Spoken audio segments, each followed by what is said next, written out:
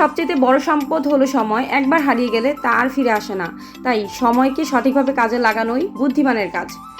আসসালামু আলাইকুম, welcome back to my channel. সবাই কেমন আছেন? আশা করছি যে যেখান থেকে আমাকে দেখছেন, শুনছেন বা সাবস্ক্রাইব করেছেন সবাই ভালো আছেন, সুস্থ আছেন। আমিও আল্লাহর রহমতে এবং আপনাদের দোয়ায় অনেক অনেক অনেক ভালো আছি। এই তো এটা হচ্ছে গতকালকের সকালবেলার ভিডিও। মাশাআল্লাহ মাশাআল্লাহ, মানে আমি যখন ঘুমটা থেকে চোখটা খুলে যখন আকাশের দিকে তাকাই, আমার মনটা ভরে গিয়েছিল। আমি দিক ঠিক না দেখে আমি জলদি করে ভিডিও করে নিই, কারণ আমি চাচ্ছিলাম আমার এই সুন্দর মুহূর্তটা আমি আমার প্রত্যেকটা কলিজার ভাই এবং আপুদের সঙ্গে আমি শেয়ার করি।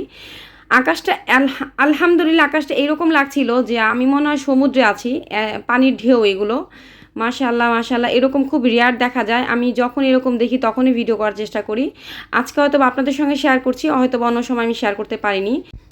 ভিডিওতে যা আকার ধারণ করেছে তার চাইতে বিশ্বাস করেন অসম্ভব সুন্দর ছিল, অনেক বেশি। এত সুন্দর আকাশ আমি খুব কমই দেখি। যদিও আমি প্রকৃতি আমাকে খুবই টানে, তারপরও আমি সব সময় দেখা যায় যে এরকম ওয়েদার দেখা যায় না। তো যখন এরকম ওয়েদার দেখা যায় আমার ঘুম থাকে না, খাওয়া থাকে না, নাও থাকে না। আমি জাস্ট শুধু সেই দৃশ্যটার ফিল নেই। তো এই তো আলহামদুলিল্লাহ, এত সুন্দর একটা দৃশ্য দেখার মতো তৌফিক আল্লাহ আমাকে দিয়েছেন। কথা বলছিলাম সময় নিয়ে। আসলে সময় খুবই ইম্পর্টেন্ট প্রত্যেকটা মানুষের জন্য। যদি সময়কে সঠিক কাজে না লাগানো যায় তাহলে এই সময় একটা সময় আপনাকে ছেড়ে চলে যাবে এবং তখন আর আপনি এই সময়টাকে ধরে রাখতে পারবেন না। সঠিক সময় সঠিক কাজটা করাই হচ্ছে একটা বুদ্ধিমান মানুষের কাজ। ঠিক আছে, আপনি যখন একটা কাজ শুরু করবেন, অনেক লেট করে করবেন, সেটার কোনো ফল আপনি পাবেন না। যেমন আমি এই আকাশটা যদি আমি দুপুরবেলা হয়তো বা ভিডিও করতাম বা বিকেলবেলা হয়তো বা ভিডিও করতাম, কিন্তু তখন হয়তো বা এতটা সৌন্দর্য আমি ফুটে তুলতে পারতাম না, হয়তো বা এই আকাশে এই দৃশ্যটা থাকতোই না। এই পুরোটা দুনিয়ার মধ্যে সবচাইতে ইম্পর্টেন্ট হচ্ছে সময়। সময়কে সঠিক সময় যদি আপনি উপলব্ধি করতে না পারেন বা কাজে না লাগাতে পারেন, তাহলে জীবনের ঠিক মূল্যটাই আপনি বুঝলেন না। প্রতিটা জিনিসেরই সময় আছে। কাউকে উত্তর দেওয়ারও সময় আছে, কাউকে ভালোবাসার সময় আছে, কাউকে ঘৃণা করার সময় আছে। প্রত্যেকটা জিনিসই একটা নির্দিষ্ট সময় আছে। তবে আমি মনে করি কাউকে ঘৃণা করার চাইতে তার সঙ্গে চুপ হয়ে যাওয়াটা অনেক বেশি ভালো। অনেকে অনেক কিছু কমেন্ট করেছিলেন যে জিনকে দেখে ভয় পান। আসলে একটা কথা বলতে চাই, আমি প্রত্যেক দিন আমার ছেলেকে নিয়ে যাই, 3:30 4টা বাজে আমি আমার ছেলেকে প্রত্যেক দিন রাত্রে নিয়ে যাই। ওই সময়টার ভিডিও আমি তুলে ধরেছিলাম আগের ভিডিওগুলোতে, হয়তো বা কেউ দেখেছেন, কেউ দেখেননি। নতুন যারা আছেন তারা তো অবশ্যই দেখেননি। আমি অবশ্যই সেই সময়টার ভিডিও অবশ্যই তুলে রাখবো। যারা যারা আমার কাহিনীগুলো শুনে একটু একটু অন্যরকম ফিল করেছিলেন তাদের বলছি, আপু ময়না কলিজারা, আসলে আমি যে রাত্রে 3টা 3:30 বাজে ছেলেকে দিয়ে আসি সেটার দৃশ্য দেখলে কি করবা। তো আজকে আর কিছুই করিনি, আজকে রুটি বানিয়েছিলাম শুধু, আর বাইরে থেকে ভাজি নিয়ে এসেছিলাম আর ডিম ভেজেছিলাম। তো ছেলে তো খেয়ে চলে গিয়েছিল, আমি তো লেট করে খেয়েছিলাম। তো খাওয়া দাওয়ার পরে যে থালা বাসন বের হয়েছিল সেগুলো ধুয়ে নিয়েছিলাম। তো আমি ছেলেকে প্রত্যেক দিন দিয়ে আসি 4টা বাজে, 3:30 4টা বাজে আমার রাত্রে যেতে যেতে। তো রাত্রের এই নীরব সময়টা প্লাস সিঁড়িটা যখন অন্ধকার থাকে তখনকার একটা ভিডিও আমি অবশ্যই তুলবো। এর আগের ভিডিওগুলোতেও আছে, কেউ হয়তো বা দেখেছেন, কেউ দেখেনি, আমি অবশ্যই তুলবো। আসলে ওই সময়টা সম্পূর্ণই আমি একা থাকি। ঠিক আছে, আমার সঙ্গে কেউ থাকে না। যখন আমি আমার ছেলেকে মাদ্রাসা দিয়ে যখন বাসায় ব্যাক করি তখন আমি একদমই একা থাকি। কিন্তু বিশ্বাস করেন আমার বিন্দু পরিমাণ ভয় লাগে না। আমি বাসা থেকে আয়াতুল কুরসি পড়ে দেন যাই। আর আমার ভিতরে একটা বিশ্বাস থাকে যে আমার আল্লাহ আছে, আমার আল্লাহ আমার কোনো কিছু হলে অবশ্যই আমাকে বাঁচিয়ে নেবেন। আপনি যখন জীবনটাকে সম্পূর্ণ আল্লাহর উপর তাওয়াক্কুল করে দিবেন, আপনার কোনো কিছুতেই ভয় লাগবে না। আমি বলছি, আপনার কোনো কিছুতেই ভয় লাগবে না। আপনি সম্পূর্ণ এটা চিন্তা করবেন, যখন আপনি মারা যাবেন ওই কবরে কেউ থাকবে না, ওই কবরে জাস্ট আপনি থাকবেন এবং জিনের চাইতে অনেক ভয়ঙ্কর ভয়ঙ্কর জিনিস আপনার সামনে আসবে। কিছু ফেরেশতা, কিছু হয়তো বা আমি জানি না এক একজনের কবরে কি হয়তো বা ভালো আমল করলে ভালো জিনিস যাবে, খারাপ আমল করলে খারাপ জিনিস যাবে। সেই জিনিসগুলো আমাকে একাই ফিল করতে হবে, একাই দেখতে হবে, অন্য কেউ থাকবে না, আমার কবরে কেউ থাকবে না। যখন এটা চিন্তা করবেন দেখবেন আপনার সাহসটা অটোমেটিক্যালি বেড়ে যায়। আমার কলিজার আপুদেরকে বলতে চাচ্ছিলাম, যারা যারা ভয় পান, আমিও একটা সময় আপনাদের মতোই ভয় পেতাম। তো যখন বিয়ে হয়েছিল তখন ভীষণ ভয় পেতাম। আস্তে আস্তে আস্তে আস্তে নিজেকে মানিয়ে নিয়েছি। আর স্পেশালি যখন চিন্তা করি যে আমি মারা যাওয়ার সময় আমার সঙ্গে কেউ থাকবে না, আমাকে এই মাটির ঘরে একা রেখে আসবে, কেউ একটু জড়িয়েও ধরবে না, কেউ একটু রেখেও দিবে না যে ও থাকুক, ওর মাংস পচে গেলে কি হয়েছে, ও আমার মেয়ে বা ও আমার ওয়াইফ, ও আমার কাছে থাকবে, ও আমার মা, কেউ রাখবে না। এই দুনিয়া হচ্ছে 4 দিনের, 4 দিনের এই দুনিয়াতে এসে আমরা অনেক কিছুই জাঁকজমক অনেক কিছু করে থাকি, কিন্তু আসলে লাভ কি জানেন, সেই দুনিয়ার কাজগুলো করাটাই হলো সবচেয়ে মূল্যবান। এখানে আপনি দেখবেন কোথাও ব্যথা পাচ্ছেন, ঠিক আছে, আপনি কাউকে বলতে পারছেন, আপনি ডক্টরের কাছে যেতে পারছেন, আপনি অ্যান্টিবায়োটিক খেতে পারছেন, কিন্তু ওই সময় কিন্তু কাউকে কিছু বলতে পারবেন না। যত ব্যথা, যত দুঃখ, যত কিছুই হবে না নিজের উপরেই হবে এবং চিৎকার দিয়েও কাউকে সামনে পাবেন না। তো যখন এই চিন্তাগুলো একদম গভীরভাবে চিন্তা করবেন তখন দেখবেন জিন কেন, দুনিয়ার কোনো কিছুতেই আপনার ভয় লাগবে না, একমাত্র আল্লাহ ছাড়া কারোর প্রতি কোনো ভয় লাগবে না, আমি আপনাদের বলছি। যেহেতু আমি আজকে দুপুর রান্না করিনি, তো রাত্রে রান্না করছিলাম আলু এবং ডিমের একটা রেসিপি। তো এই রেসিপিটা আমাদের খুবই পছন্দের, টোটাল ফ্যামিলির। মাংস চাইতে বেশি পছন্দ করি এবং বেশি ভাত খেয়ে ফেলি এই রেসিপিটা রান্না করলে। যেহেতু আমার এক ছোটো বোন লাইভে আসবে, ফেসবুক লাইভে, আমাকে খুব দ্রুত যেতে হবে, তো 10 মিনিটের মধ্যে আমি রান্নাটা করে নিয়েছিলাম। পেঁয়াজটা ভালো করে ভেজে সেটার মধ্যে হলুদ মরিচ, ধনিয়া, জিরা 4টা গুঁড়া দিয়ে তারপর লবণ দিয়ে ভালো করে মশলাটা কষিয়ে ওটার মধ্যে আলুটা কষিয়ে আমি সুন্দর মতো প্রেশার কুকারে পানি দিয়ে বসিয়ে দিয়েছিলাম। আর এখানে আলাদা একটা কড়াইতে আমি ডিম ভেজে নিচ্ছিলাম। এখানে 4টা ডিম হচ্ছে দুটা ডিম করে আমি ভেজেছি। ফার্স্টে 2টা ডিম নিয়েছি, তারপর আবার 2টা ডিম নিয়েছি। তো এরকম করে তারপর আমি কেটে তারপর আলুতে দিয়ে রান্না করি। তো যাই হোক, এই আইটেমটা যেদিন রান্না করে, এই রেসিপিটা যেদিন রান্না করা হয় সেদিন আমার 2 বাচ্চা এবং আমি এবং আমার হাজব্যান্ড যদিও বাসায় খান না, তো মানে আমাদের মোট কথা ঈদের দিন হয় ওই দিন, মানে এত খাবার খেতে পারি ওই দিন, ভাত এত খেতে পারি, এত স্বাদ হয় এই ডিমের তরকারিটা, আমার ভালোই লাগে খুব।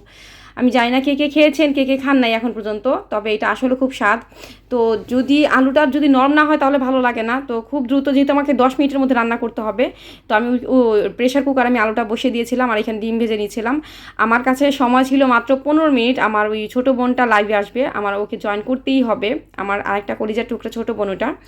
তো খুব দ্রুতর মধ্যেই আমি রান্না করছিলাম। এখানে ডিমটা একটা ভেজে নিয়েছি, এখানে 2টা ডিম একসঙ্গে ছিল, এখন আবার 2টা ডিম একসঙ্গে একটু সামান্য লবণ এবং হলুদ মিক্স করে তারপর আমি ভেজে নিচ্ছিলাম। হলুদটা দিলে কি হয়, সুন্দর একটা কালার আসে এবং স্বাদও হয়, আর লবণ তো লাগবেই। তো এই তো ভেজে নিয়েছিলাম। মানুষ জন্মদিনের কেক কাটে আর আমি হচ্ছে ডিম কাটছিলাম। তো আমার ওই ছোটো বোনটা ভীষণ ভালো মনের, তো আমার কাছে খুবই ভালো লাগে কাউকে হেল্প করতে। আমার নিজের ক্ষতি হলেও আমি তাকে যেভাবেই হোক হেল্প করব। আর এই যে প্রেশার কুকার যারা রান্না করতে চান না, লেট হয় এর জন্য, তো প্রেশার কুকারে জাস্ট গরম হওয়ার পর যদি পানির মধ্যে এরকম একটু নাড়িচাড়ি নেবেন তাহলে দেখবেন খুব দ্রুতই ঢাকনা খোলা যায়, নয়তো অনেক সময় লাগে ঢাকনা খুলতে যেহেতু ভিতরে গরম হয়ে থাকে। তো এটা হচ্ছে একটা টিপস, আমি সবসময় এটা করি, তাহলে খুব দ্রুতই ঢাকনা খুলে যায় চোখের পলকেই। আর এই আমি যে কড়াইতে ডিম ভেজে নিয়েছিলাম এই কড়াইতে আলুটা নামিয়ে নিয়েছি, আলুটা সুন্দর নরম হয়ে গিয়েছিল। আর আমি জিরা এবং কাঁচামরিচ দিয়ে এখন ডিমগুলো দিয়ে দিব, ব্যাস আমার এই রেসিপি আর রেডি হয়ে যাবে। এই রেসিপিটা আমার বাসায় সবাই পছন্দ করে এবং সবাই চায়, আমি যদিও খুব কম করা পড়ে আমার, কিন্তু সবাই চায় এই জিনিসটা এই রান্নাটা আমি করি। আপনি যখন পুরোটা কাজের জন্য আল্লাহর উপর তাওয়াক্কুল করবেন, পুরোটা জীবনের জন্য, যে আল্লাহ আপনি যা করছেন আমি আপনার উপর তাওয়াক্কুল করেছি, আপনি যা মন চায় তাই করেন, আমি হচ্ছে আপনার বান্দি, আপনি আমাকে যেভাবে নিয়ে যেতে চান আমি সেভাবেই যাব, দেখবেন আপনার জীবনটা আলহামদুলিল্লাহ এত সুন্দর করে চলবে আপনি কল্পনা করতে পারবেন না। আপনার প্রত্যেকটা জিনিসের ব্যবস্থা কীভাবে হয়ে যাবে, কীভাবে আল্লাহ করে দেবে আপনি নিজেও কল্পনা করতে পারবেন না। তো সব ব্যাপারে আল্লাহর উপর তাওয়াক্কুল করা উচিত আমাদের। রান্নার পর যদি থালা বাসনগুলো এরকম ধুয়ে নেওয়া যায় তাহলে বেশি আর কিছু জমা থাকে না। যেহেতু আমার রান্নাঘর অনেক ছোট, অনেক আপুদের মুখে শুনি তাদের রান্নাঘর ছোট, কিন্তু বিশ্বাস করেন আপু, আমার রান্নাঘর আমি পা দিতেই দেখি যে আমার রান্নাঘর শেষ, জাস্ট একটা পা দিয়েই দেখি রান্নাঘর কমপ্লিট, মানে আমি রান্নাঘর ঢুকে গিয়েছি, এত ছোট রান্নাঘর। তারপর আলহামদুলিল্লাহ আল্লাহর কাছে অনেক শুকরিয়া, আল্লাহ আমাকে একটা রান্নাঘর দিয়েছেন।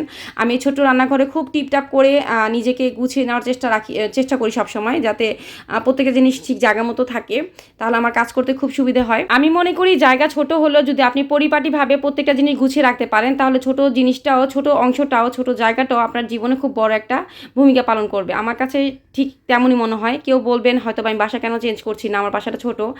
বিশ্বাস করেন এখানকার বাড়িওয়ালাদের আমি কি বলবো, তাদেরকে আমি মনে এমন একটা জায়গা দিয়ে দিয়েছি। বাড়িওয়ালি আন্টি আমার অন্তরে খুব বড় একটা স্পেসে এসে পড়েছে, ভাইয়া ভাবি অনেক ভালো, ওনারা অনেক ভালো, এর জন্য আর কি বাসা ছাড়তে চাচ্ছি না। সব জায়গার বাড়িওয়ালা কিন্তু ভালো হয় না, আপনি হয়তো বা বাসা ভালো পাচ্ছেন কিন্তু বাড়িওয়ালি ভালো পাচ্ছেন না, বা পাশের ভাড়াটিয়াগুলো ভালো পাচ্ছেন না। আলহামদুলিল্লাহ আমি যেখানে থাকি প্রত্যেকটা মানুষ খুবই ডেডিকেটেড, প্রত্যেকটা মানুষ খুবই ভালো, এর জন্য আর বাসা চেঞ্জ করব না, এইখানেই থাকবো চিন্তা করছি। তো এখানে আসলে কখনোই আমার চেঞ্জ করার ইচ্ছা নাই, যদি না কোনো বড় কোনো চেঞ্জেস আমার লাইফে না আসে। আর যেখানে জিনের সঙ্গে থাকতে থাকতে আমার কেমন যেন একটা বন্ধুই হয়ে গেছে, আমার কাছে ভীষণ ভালো লাগে তাদের সঙ্গে টাইম স্পেন্ড করতে। আর সবার উদ্দেশ্যে একটা কথা বলতে চাই, যেসব আপু এবং ভাইয়ারা আমাকে এখনও সাবস্ক্রাইব করেনি প্লিজ একটু কষ্ট করে সাবস্ক্রাইব করে দিবেন, পাশে থাকা বেল আইকনটি অবশ্যই ক্লিক করে দিবেন, তাহলে আমার ভিডিওটিও আপনার মোবাইলে যে ক্লিক করে দিবে যে আমার ভিডিও এসে পড়েছে। আর যারা করে দিয়েছেন তারা তো আমার কলিজার টুকরাই হয়ে গেছেন, তারা তো অবশ্যই জানেন যে আমি কি পরিমাণ তাদেরকে ভালোবাসি। ভিডিওটি দেখার সময় অবশ্যই একটি লাইক দিয়ে দিবেন, আপনি লাইক দিলে আপনার 10 জন আমার এই ভিডিওটি দেখার সুযোগ পাবে। আমি সবার উদ্দেশ্যে একটা কথা বলতে চাই, আমি ভালোবাসি সবাইকে সমান, কাউকে কম ভালোবাসি কাউকে বেশি ভালোবাসি বিষয়টা এরকম না। আমি সবার ভিডিওই দেখি। আমার সমস্যা হচ্ছে আমি সবার ভিডিও ফুল ওয়াচ করে তারপর একটা কমেন্ট করে দিয়ে আসি।